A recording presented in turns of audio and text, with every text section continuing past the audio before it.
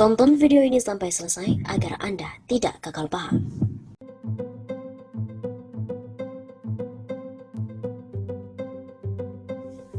Susupkan Intel, jenderal ini punya data partai yang sekolahkan kadernya ke Partai Komunis Cina. Ex-Panglima TNI Gatot Nurmantio menyatakan bahwa ideologi komunis di Indonesia tidak mungkin mati ataupun hilang. Setidaknya hal itulah yang membuatnya selalu menggelorakan rasa waspada bahaya laten komunis di tubuh TNI dan masyarakat, termasuk setiap bulan September. Dia mengaku khawatir jika gerakan komunis kembali bangkit karena sejumlah hal penyerta sudah terpantau muncul sejak lama. Soal penyusupan komunis di tubuh TNI, Gatot memang menyatakan tidak bisa melihat dari orang per orang. Tetapi hal itu, kata dia, bisa dilihat dari indikasi-indikasi yang muncul belakangan ini. Salahkah saya jika menduga hal strategis seperti diorama di museum saja tiba-tiba hilang? Diorama mengusik rasa kebangsaan saya sebagai purnawirawan TNI, kata Gatot di saluran YouTube Karni Ilyas Club, dikutip pada Kamis 30 September 2021. Maka dari itu Gatot juga kemudian rajin untuk menyuarakan warning agar semua bersiaga terhadap kemungkinan bangkitnya kembali PKI di era sekarang ini. Sebab sejak dari tahun 1965, bisa saja ada penyusup di TNI yang memulai karir dari Bintara, Tamtama, dan benih itu terus tumbuh sekarang ini. Apalagi kata dia, di tubuh TNI kini sudah tidak ada lagi Litsus sejak reformasi digelar. Sehingga berbagai kemungkinan yang dikhawatirkan bisa saja terjadi. Gatot menaruh intel untuk memantau komunis. Terkait dengan apakah ada tanda-tanda lain yang berkaitan dengan mulai tumbuhnya komunis di tanah air, Gatot juga memiliki analisa. Pertama, kata dia, adanya nuansa kelompok-kelompok tertentu yang mengusulkan agar TAP MPRS 25 tahun 1966 dihapuskan. Adapun TAP MPRS itu berkaitan dengan pelarangan ideologi komunis di Republik Indonesia. Kedua, kata dia, soal sejarah G30 SPKI yang mulai dihapus dari kurikulum. Untuk apa itu? Kemudian ketiga, muncul RUU rekonsiliasi. Dan keempat, Litsus dihapuskan. Kemudian yang terbaru, agama akan dihilangkan dari kurikulum pendidikan, tapi setelah diproses tidak terjadi. Namun ada upaya untuk itu. Apakah ini semua adalah hal yang wajar? Kata Gatot lagi. Baginya ini kemungkinan terstruktur dan telah direncanakan secara matang. Makanya dia memiliki feeling ada gerakan di balik semua ini.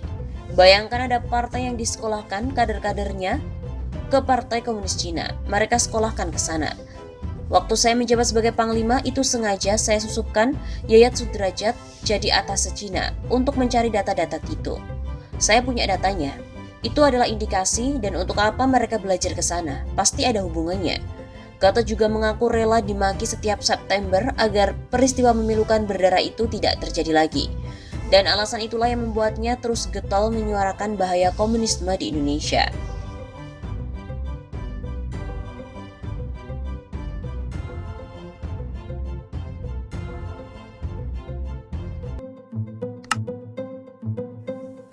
Jenderal membeberkan 3 indikasi PKI yang telah bangkit, singgung TAP MPRS hingga kurikulum pendidikan. Menjelang akhir bulan September, isu gerakan 30 September atau G30 SPKI selalu menjadi perbincangan publik di mana menuai perdebatan. Sosok mantan Panglima TNI Jenderal Gatot Nurmantio selalu getol memperingatkan adanya kebangkitan kaum komunis menjelang peringatan G30 SPKI. Baru-baru ini juga Gatot Nurmantio tengah menyoroti hilangnya diorama G30 SPKI di Museum Dharma Bakti, Markas Kostrad, Jakarta Pusat.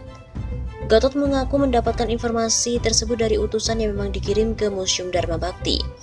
Tidak pelak, Gatot menuding paham komunisme saat ini telah diajarkan pada TNI. Gatot juga mengaku semakin getol memberikan peringatan pada masyarakat soal kebangkitan PKI usai menduga diorama di museum telah hilang. Hal itu dia sampaikan oleh Gatot kepada Karni Ilyas yang kemudian diunggah di kanal YouTube Karni Ilyas Club pada Rabu 29 September yang lalu. Museum itu tempat publik, tiba-tiba patung itu hilang, wajar saya memberikan warning. Karena berdasarkan sejarah pada waktu yang lalu. Selain hilangnya diorama, Gatot menyebut ada 3 hal yang mengindikasikan PKI telah bangkit di Indonesia.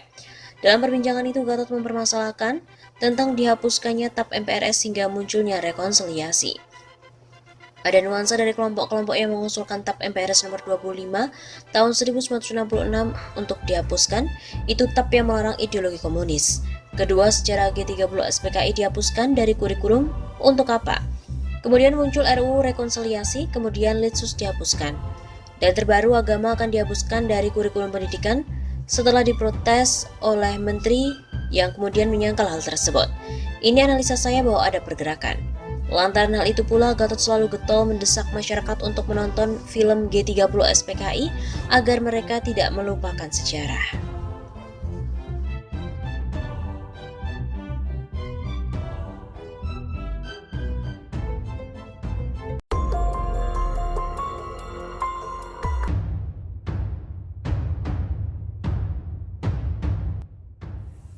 Dosen senior UI mengungkap banyak pejabat yang mendukung komunis gaya baru.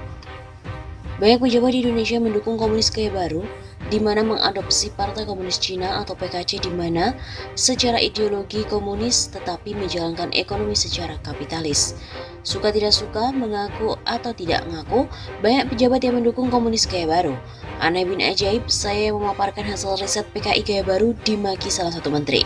Kata dosen senior Universitas Indonesia UI, Taufik Bahaudin di channel YouTube UI Watch berjudul "Jelas Semua Menjurus Bangkitnya Komunis Gaya Baru".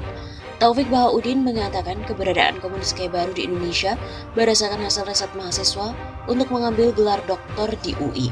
Komunis gaya baru ditampilkan olahan PKC, bungkusan di luar kapitalis tapi masih komunis seperti pengendalian satu partai, ada center komite. Ciri yang jelas adalah mereka sangat anti agama. PKI gaya baru berorientasi ke PKC, jelas Direktur Center Pengembangan Talenta dan Brandware UI ini.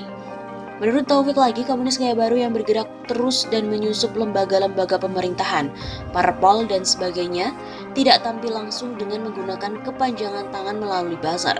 Komunis gaya baru menyusup ke ormas-ormas Islam.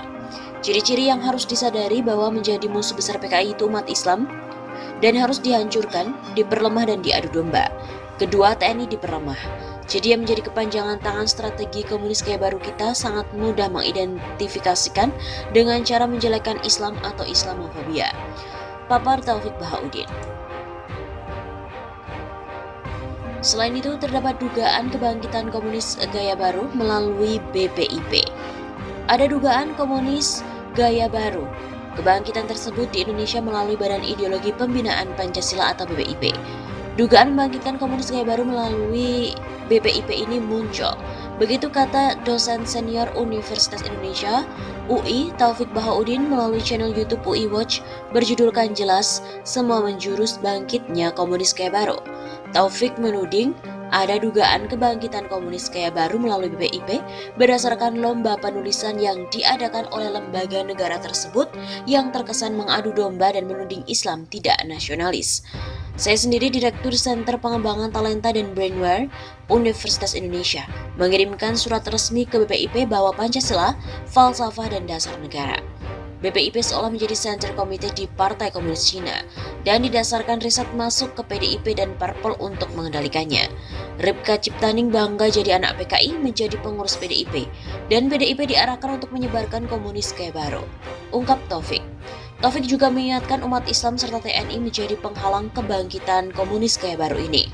Umat Islam harus dihancurkan, diperlemah dan diadu domba. Kemudian TNI diperlemah. Jadi yang menjadi kepanjangan tangan strategi komunis gaya baru, kita sangat mudah mengidentikan dengan menjelekkan Islam atau Islamofobia. Ia juga mengatakan ciri komunis muncul ke publik jika mendapatkan dukungan pemerintahan yang ada. Terkait dugaan Taufik Bahaudin, Redaksi Suara Nasional juga mencoba menghubungi Kepala BPIP Profesor Yudian Wahyudi.